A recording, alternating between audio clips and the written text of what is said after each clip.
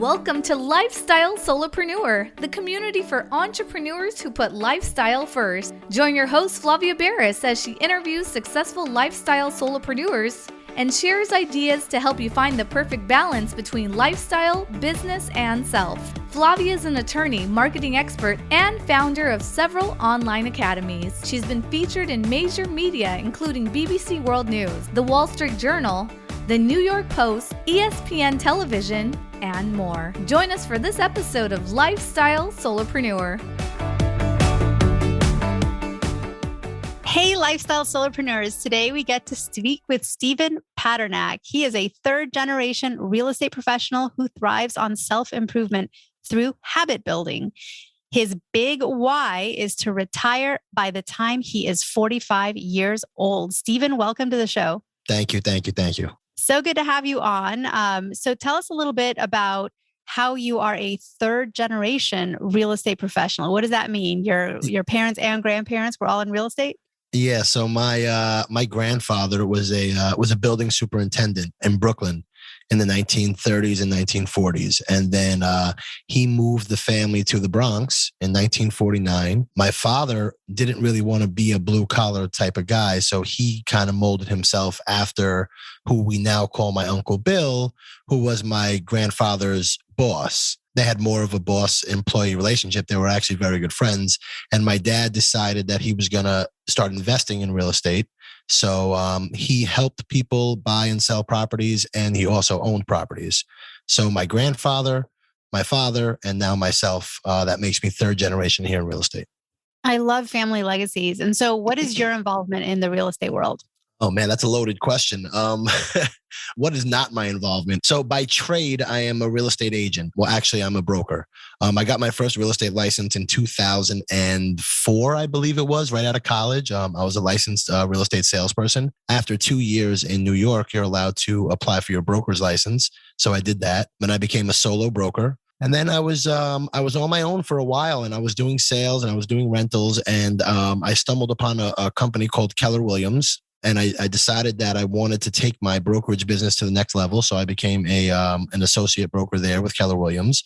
And that's where I am today. So by trade, I'm a real estate agent, broker. I also am an investor. So I invest in multiple properties. I do fix and flips. I own cash flowing properties as well. I am also in development now, which is what my most recent projects are, is basically building properties from scratch. So like just an example of a project we did was me and my partner, we bought a warehouse in New Jersey, and we knocked the warehouse down and we put up 10 units. So I'm an agent, I'm an investor, I'm an owner. I do my own property management. So yeah, I'm kind of all over the place when it comes to real estate. So we're cut from the same fabric. And I feel like one of our challenges in life is knowing what to put on a business card when you've got so many, so many things in the fire. And that's great though. And I do a lot of real estate as well. Like you, I'm a broker. Like you, also do a lot of work in development. So we have a whole country between us geographically, but we have a lot in common. Wish we could have some of these coffee chats more often. So you're a third generation real estate professional. You do a lot in the real estate world, but I know that you're also really big on self-improvement through habit building. Tell us a little bit about that. Yeah, I stumbled upon a book. I'm in a book club, and it was one of the best things that I ever did. About 2 years ago, my market center at Keller Williams, they started a book club. And one of the best things I ever did, because my dad taught me that you are the average of the 5 people you hang out with and the books you read. So it's basically about feeding your mental, whether it be subconsciously or not. So I said, I'm going to make it a goal of mine to read a lot of books. When I was in college, I sure was not the astute person in college and in high school. But as I'm older now, I realized that I kind of left a lot of meat on the bone, and I didn't really take advantage of all the things that I should have. So now as a 40-year-old businessman, I said, you know what, I'm going to continue to educate myself, and I'm going to start reading books. So I joined the book club, and second or third book in, it was this book called The Atomic Habit. And it really kind of just blew my mind. And it really blew my mind to learn that these small things that we do on a daily basis really dictate the life that we're going to lead. So like, just for example, when you're waking up in the morning, like, what do? What's the first thing you do? You get up, you brush your teeth, and you go grab a cup of coffee. Do you open your phone and start looking at social media? Or do you pick up a book and read for 10 minutes? Just these small habits change how you're going to live your life. So the book really opened my eyes to a lot of these things and really changed the way I looked at just the small, minor tasks that I'm doing on an everyday basis. So for me, if I have a big goal, I figure what kind of habits can I change or adapt that will help me accomplish that goal. If I want to make $1 million a year, what do people who make $1 million a year do? Do they wake up and check social media? What's their screen time like? Or are they getting up and reading the Wall Street Journal? Are they getting up and scrolling on Facebook? What is it they're doing? So I try to just incorporate my habits with whatever my goals are. Well, that's an amazing book. And for anyone that hasn't read it, Atomic Habits, I definitely second you on that. It's a great book. People should pick it up, should read it. What are some habits that you have cultivated after reading the book that you didn't have prior to reading the book that have really moved the needle for you? Most important is waking up early.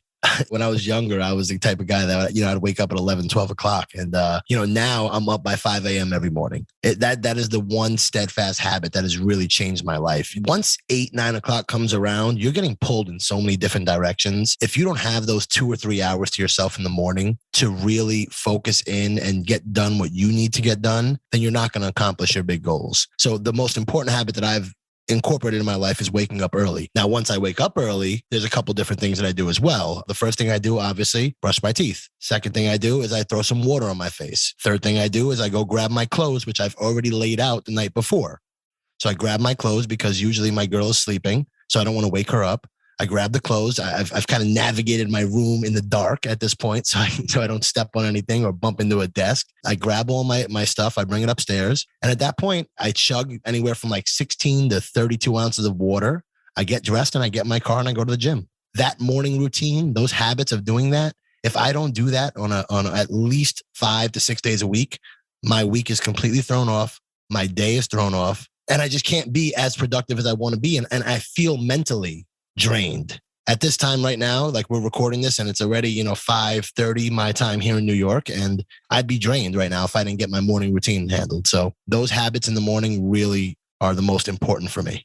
What's interesting is for when people think, well, I don't really have any specific habits. They probably do. They're just not intentional habits. There's some people, they have a habit of they wake up and the first thing they do is log into Facebook and browse, and check out what everyone had for breakfast and the latest cat videos and check in with family and friends. And that's, if you're not doing it intentionally, then you're just by default doing what occurs to you and your habit develops without any sort of planning behind it. So I think having habits that you select consciously versus just developing habits that are by default is pretty important to be successful.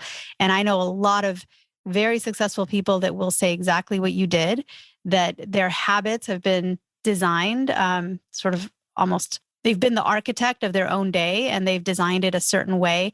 And it really does kind of throw them off if they don't fulfill those habits, whether it's meditation, starting off with reading in the morning versus being online, turning devices off at a certain hour might be a habit, feeding yourself properly, which is hard to do, right? That's one of those that sounds like such an easy no-brainer, like just eat well. But it's the thing that most of us struggle with so much. And it really is kind of a habit, right? It's if you're hungry, planning ahead, shopping for the right foods, Well, let me ask you a question. You like pizza? Oh, of course I like pizza. I'm a human being and I have taste buds. What do you put on your pizza? So my favorite pizza topping, believe it or not, I'm a purist, is just cheese pizza. Okay. I'm a purist, but there is one pizza. If anyone makes it down to Southern California, you've got to go to Pizza Port. Okay. They've got, I think, 6 or 7 locations. It's family owned. They're opening a new location, actually walking distance from where I live, which is phenomenal. And they're a brewery and they have these pizzas they make. And that one has random stuff, butternut squash, blue cheese, house-made bacon, mushrooms. It's kind of a bizarre one. Let me ask you a question. What do you put on your pizza? Do you put like garlic? Do you put salt? Do you put red peppers? Do you put something on your pizza? Little Parmesan. And I bet you don't even think about it, right? It's like you get your pizza and you automatically ask the guy, okay, where's the Parmesan? Or you look in the fridge right next to the counter and you grab your Parmesan and you put it on. You don't even think about it. And here in New York, I mean, I'm not sure how it is where you are, but like pizza's a staple. So you walk into a pizza shop, you grab a slice, right next to it, you just grab a soda. So instead of grabbing a soda, you reach for a water. Those small decisions you make right there are what dictates whether or not you're able to cut out those 200-300 calories a day and lose that pound a week that you want to do. Right. Absolutely. Yep. Small things do add up. They truly do. Yep. So a little bit about your big why. So you want to retire by the time you're 45. What does retirement mean to you? Freedom. So let me start off and be, full disclosure here is that originally that goal was to do it when I was 40, and I just turned 40, and unfortunately I didn't hit that goal, but that's okay. I'm not down about that. I had to push it back 5 years, and that's because I didn't go hard enough. I think, I just I was really focused on the wrong things for a lot of years, and I didn't have the right mentorship, and I wasn't reading the right books. But it really just means freedom. To me, it doesn't mean that I'm not going to work. It doesn't mean I'm not going to wake up every day with some sort of motivation. It just means that I don't have to find myself in a box or in a rat race. And I don't have to find myself in a situation where I have to get up and do something. I want to get up and I want to do the things that I have passion for. I want to have projects. I want to work on nonprofits. I want to help people, things of that nature. I don't want to have to get up and work and do something that I don't want to do. So that's really what retirement means for me. It's really just the freedom to be able to do what I want to do. And that comes with stuff, right? You have to make sure you have enough financial stability to be able to do that. I mean, a lot of people work for their pensions. They work, and they tell them that, okay, your pension is going to be 50% of your salary or 100% of your salary, and for me, that sounds great, but I just wanted more. And it's something that I've decided that I'm going to do. And I'm going to focus on just getting to a point where I'm financially stable and I can be able to do whatever I want to do at as early of an age as possible. So that way I can enjoy my later years. So the financial independence component, that has actually gotten a lot of steam. And I don't know if you've heard of the FIRE method, FIRE. I think it stands for Financial Independence Retire Early, FIRE. Okay. It's popular among, I'm not sure which generation. I think it's the millennials, maybe a little younger than the millennials, maybe whatever's Gen Z but it's interesting. It's a movement of people who decide ahead of time, hey, I'm only 25, but I want to retire by the time I'm 35 or 40. And then from that day, they take all these steps that are outlined in this process to reach it. It's pretty harsh though. I mean, there's a lot of severe frugality, where you have to live on a percentage of your income and put away the rest in certain ways. And then the math works out that after a certain number of years, you should be able to stop working as long as you keep your frugal lifestyle. So, I mean, it's a different way to look at it, but it is interesting. I think it's a concept everyone should at least be exposed to, and then they can make their own choices. And from there, you don't have to do that FIRE method. You could do something that's halfway or just inspired by. But some of it is interesting, learning to live below your means so that you have excess capital that you can invest or put away for retirement or grow it by, starting a business or doing something with it. Buying real estate is great. As a real estate professional, I think you and I both see this. There are a lot of people who are high wage earners, but they live paycheck to paycheck. They have a great paycheck, but they don't have enough for a down payment for a piece of property because every paycheck that comes in somehow finds its way right out the door. Yeah, well, that's because they're not budgeting themselves properly. And, I think that, I'm guilty of this too. And I think we all are, you kind of, there's a scientific thing out there. I forgot what it's called, but it's basically the more money you make, the more money you spend. And that's what we've kind of been fed all these years. It's okay, cool. You got that raise. So now how are you going to go spend that money? You're going to go buy a new house, or you're going to go buy some new jewelry, or you're going to go buy a new car. Instead of saying, okay, you know what? I got a raise. I was comfortable where I was. Let me take that little extra 5% or whatever it is. I don't even know what the going rate for a raise is anymore, but I take that little percentage that I'm going to make and put that into the stock market. Or maybe let me put that into, some sort of means to make a passive income. Start a vending machine business, something where your money is working for you as opposed to you working for your money. I think that's the key to retirement, and the key to freedom is figuring out a way to make money work for you. And going to college and it really, they didn't teach us any of that stuff. They didn't teach us how to balance a checkbook. They didn't teach us about compound interest. I mean, the most simplest of terms that I feel like every person should know, every 19 to 20-year-old should learn is compound interest. If you put literally $100 in the S&P 500 or NASDAQ, and I'm not giving any financial advice, but what I'm saying is do your homework. If you put it into just any sort of mutual funds, over the course of 20 years, your money's going to double. Over the course of 25 years, it's going to triple. So you could put $100 a month And then that $100 will then be worth $300 or $400 in 20 years. So by the time you're 40, you've got a couple $100,000 sitting in the bank and nobody knows about this stuff. It's crazy to me that they don't teach us any of this stuff. All they want us to do is spend money, spend so we can be dependent on other people. And I just think that it's something that the kids don't learn enough about. It's true. It's true. The education system is really focused on churning out workers and not necessarily churning out investors or even entrepreneurs. I've seen that, we've all been through the school system. And so really you have to educate yourself once you decide you want more in life and that you want to be able to earn money from money versus just earning money from work and earning it from your own investments and being strategic and finding different ways to be productive. You just mentioned vending machines. I think that's a fascinating. Is that one of your business lines, vending machines? No, it's not. But I have a buddy of mine who does vending machines, and he makes he makes enough money on a monthly basis for the 3 or 4 hours a month that he has to run around filling the machines to pay for his car payment. So he's making, $500-$600 a month, but it pays for his car payment. It allows him, it's these small things. It goes back to habits and just small things. If you can figure out a way to cover your car payment every single month, if you can figure out a way to cover your insurance, because as an entrepreneur, a solopreneur, however you want to pronounce it, we have to pay for our own insurance. I don't have insurance. I have to pay for that every month. If I can figure out a way that's going to pay for that by an hour or two of my time every month, I'm going to do it. I'm going to explore that. So that is something that people don't do. They just look at it as another expense. I don't look at things like that. I look at it like, okay, what can I do to afford that? Do I need to get health insurance? What am I going to do? How can I leverage my time the most to be able to afford what I need to do and still not affect my quality of life?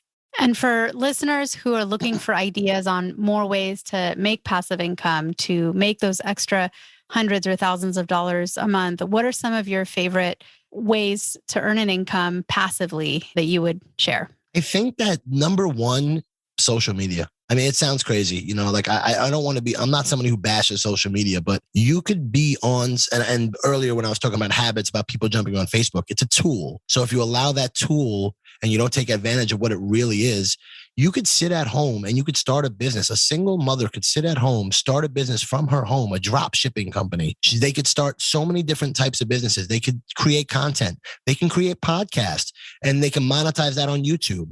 Somebody who has a passion for music, they could turn around and they could start making beats in their living room with all the technology that's out there and put it out on social media. That's one way to monetize and to create passive income, is by taking advantage of social media and not allowing it to take advantage of you. There's a ton of different ways. I mean, you could do so many different things. I mean, sports cards right now, I don't know about you, but a lot of us, we grew up collecting sports cards and they're sitting in an attic somewhere. You turn around, it's $1 billion business right now. It's all about your passion. It's about what's going to make you get up and move. Find that and then find a way to monetize it. And you could do that with just a limited amount of time. So yeah, I mean, there's a number of different ways. Well, I mean, you've brought up so many of them just right there. And believe it or not, we've had a lot of guests on this show who've, done a lot of those types of things. I mean, We've had one of my early guests, Elaine Haney. She just gets up and in the morning does maybe half hour of research or so, trying to think of what's in the zeitgeist or what's popular. And she'll think of a couple of t-shirt concept designs. Her designer will make them for her and upload them. And then she has a really nice Amazon merch business where really she just works each morning a little bit. She can skip a day or 2 or 3. It's, no matter. It just means fewer designs out there. And it's all print on demand, no inventory. So yeah, and she carved that out. I mean, that's not something when you ask a high school kid, what do you want to be when you grow up? No one says Amazon merch, print on demand, t-shirt designer that just works an hour a day in the morning. Yeah, exactly. It's not necessarily on anybody's radar unless you hear about it or you find out about these things. So I think that's great. In real estate, first of all, there's so many opportunities. Like you and I are both preaching to the choir if we talk to each other about this. But for anyone that's listening that right now is thinking, I don't know where to even start, ask yourself, are you a renter or are you a homeowner? Because one of the most amazing investment tools we have are federally subsidized mortgage loans. And for a lot of people, they are eligible to have a mortgage, but for whatever reason have just decided to keep renting. And if you buy a property and you are strategic in the property you buy, and every couple of years you sell and upgrade where you live, that can be a way to climb the sort of empire building and portfolio building ladder without too much strategy. You need a place to live anyways. And if you pick places that are going to be good for resale or become good rentals later, that's another thing you can do to get started right away, even if you're not an entrepreneur. Well, it's funny you brought that up, because are you familiar with the study of like the cost of renting versus the cost of owning? And how, so like it's pretty simple, and like you could do it on like the back of a napkin, but like for your listeners, I'll just give you a brief overview, right? If your rent is $2,000 a month, you're paying $24,000 a year. $24,000 a year. You do that for 5 years, you're talking about $125,000 or so. You buy a house with an FHA loan at about 3.5% down. Right. Or you could possibly figure out a way to get a grant for that 3.5% down. So you might not have to come out of pocket for anything. And you turn around and you realize that the national average for home appreciation is 5%. So if you buy a house for $200,000 in 5 years, it's going to appreciate, approximately 25%. So what's 25% of 200,000? You gained $50,000 in equity, as opposed to spending $125,000 in rental. You also have your tax benefits. You're able to write off, I believe it's 50% of your mortgage. So you're able to take that money. So if you're making $100,000 a year and you're in 30% tax bracket, you're able to take about 15% of your income, and now that comes back to you. So now you add that on top of the money you saved or you gained in the equity, and you just do the math. I mean, it makes more sense to become a homeowner than it does to become a renter. I think people are just scared to take the plunge. I agree with you, and you can't argue with that math. So many studies, so many ways to slice it. Men lie, women lie, numbers don't. It's simple. People lie, numbers don't, scales don't. I mean, there's certain things where the facts are the facts. I wish the scales would sometimes. I know. I've tried to like convince mine. I'm like, come on, just show me the number. This thing's got to be broken, right? Like this thing has got to be broken. There's no way. But yeah, that's one way to start. So, we like to share great ideas and inspiration and motivation here on the show. And for anyone that's like, well, what's the first thing I can do? I will tell you is consider whether or not to become a homeowner if you're currently a renter. Another thing too for business owners is if any business owner is paying rent for a location, like a bakery or could just be your accounting office, whatever it is consider becoming your own landlord, and buying property, putting it into a separate entity like an LLC or corporation, talk to your tax person about how to hold title and then rent it to your business. Number one, you're no longer worried that your commercial landlord is going to raise the rent next time your lease is up or ask you to leave because they want to demolish the building. You're in much more control of your own destiny. And then again, it's that same math. You're not throwing away the rent every month. Yeah, I agree with you 1,000%, but let's go even more basic than that, right? Let's just say that you learn to use OPM, other people's money. If you turn around and you just educate yourself, spend a year just learning the local real estate market. If you're in the town, I'm just going to give you a town name. If you're in the town of Nowheresville, Arizona, and you study that town and you learn what homes are going for, what the average price per square foot is, how big are the homes? Are they mother-daughter setups? Are the architectural features really nice? Or are they standard types homes? Are they single family, multifamily? And you start realizing that homes are trading for around $400,000 or $500,000. You're able to identify when you see a deal that's only selling for $200,000 that you can go to somebody else and say, hey, you know what? This is a really good deal. I've done my homework. If we buy this home for $200,000 and we put $50,000 into it, we could sell it and we can make $250,000. If you have that knowledge and that doesn't cost anything for you to do the research, then you can go out and use other people's money and you could figure out a way to make money that way and you become partners and you start off with nothing. You start off with your sweat equity. So, educating yourself on the local market and figuring out a way to get other people to invest. That's one way you can get into the game also. I love how it's a choose your own adventure and there's so many different paths to get to where you want to go. For sure. So for you, what do you envision for like looking out the next 2-3 years as you work towards your big goal of retirement by 45? What are your big stones that you're going to move in the next few years? So the first is I'm doing construction right now. Development was just a natural sort of next step for me. You know, I bought property. I started with like a 3-family house, and then I bought a multifamily. Then we bought some multifamily that was, you know, pretty dilapidated, so we had to fix it up. You know, the next step for us was like, you know what? Let's just build our own. Let's just build our own buildings and figure out that game. So like we're learning the construction game, and trial by fire. But the next move for me is just to get bigger and bigger in development. For me, I set myself a goal to do at least one development per year for the next 4 years. And I set the numbers out there. I don't necessarily want to disclose them, but like I know the numbers I have to hit and the amount of units that I have to build in the next 4 to 5 years to get my number, my retirement number, the number that I know if I don't wake up in the morning, or if I don't have to wake up in the morning, I still have this much money coming in for me. So it's the big stones are just continue developing and also building a real estate team. So being in the business for 17 years, you have a lot of knowledge, and a lot of people tend to ask you questions. You know, how do I do this? How do I become a successful agent? In October, I was a number 2 agent in Keller Williams in the entire tri-state area. You're talking about tens of thousands of agents. I was the number 2 agent. It brings a lot of exposure with it, and it's a lot of hard work. But people come to you and they say, how do I do it myself? So you learn how to build a team where you become a quote unquote rainmaker, and you develop the leads, you develop the systems, and then you put people in place. And then you end up turning around and you teach them how to do real estate. And then Keller Williams is a partnership where you have a profit sharing, and you could turn around and you could then reap the benefits of them being successful. So you're literally succeeding through others. So for me, it's to build a big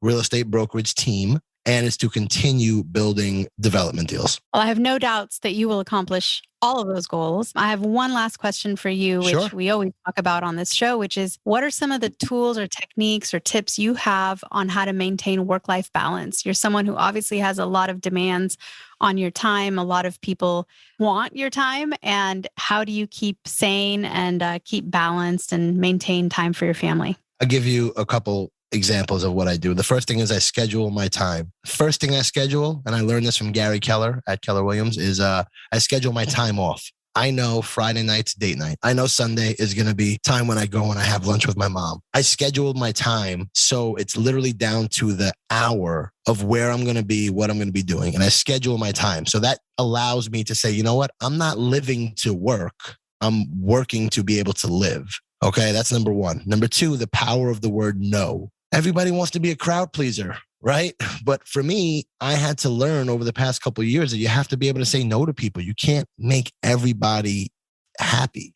And you have to realize that you have an agenda and you have to get done what you have to get done. And then you could turn around and you could help other people. If your plane is crashing, the first thing you have to do is you have to put the oxygen on yourself first. You're not going to be able to help nobody else. So for me, I learned the power of saying no to people and saying, listen, you know what? I'm sorry. I can't really help you right now. If you want, book a meeting with me, go into my email, click a time. It's only available during certain times. You'll have a half hour of my time. I'll sit there and I'll be able to help you, but I can't really answer your questions right now. And I can't really help you right now. So scheduling time and the value of the word no has really moved the needle for me. Well, thank you for sharing that. I mean, that's great reminders that we are in control of the one sort of commodity that everyone gets the same amount of. You know, everyone has different income and so forth, but we all have the same number of minutes and hours in each day. And so that is something that we need to really control because we don't know how many days we have. We know we have a certain number of hours and minutes per day. Mm-hmm. We don't know how much time. So time is extremely precious.